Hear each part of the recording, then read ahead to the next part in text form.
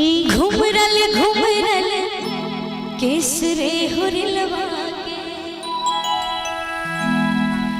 घुमरल घुमरल केसरे होरिलवा के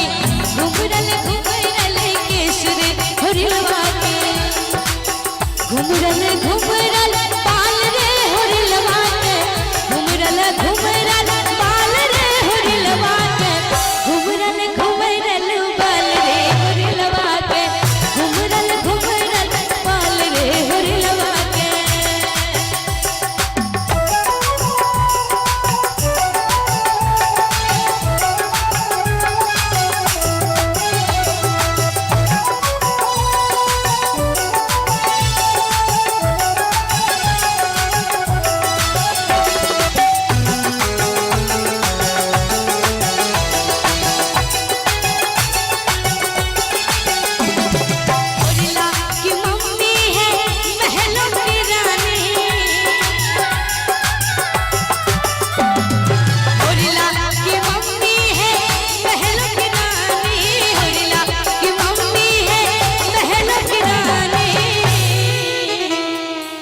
होरिला की मम्मी है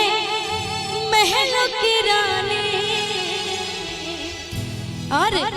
पापा है रंगबाज रे होरिलवा के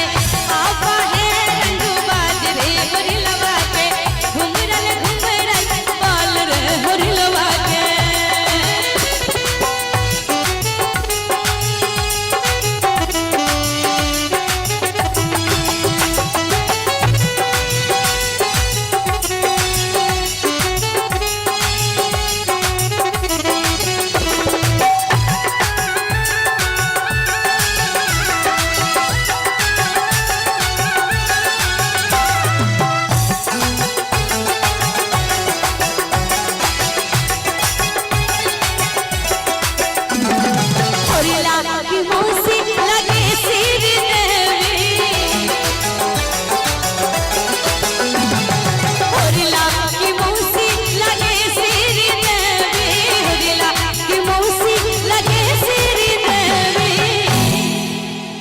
बउआ के मौसी मामी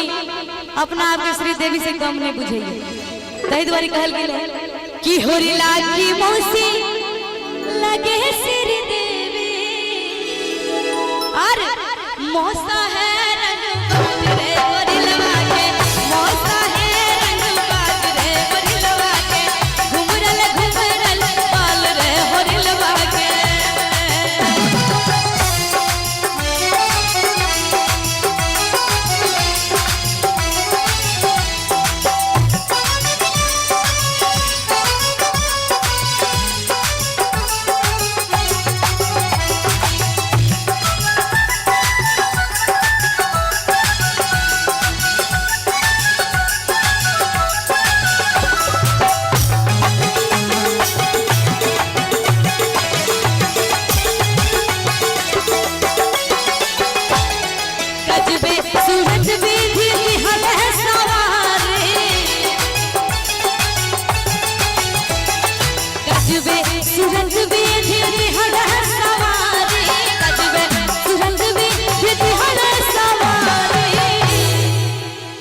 बउआ के मुंह देख के कहिए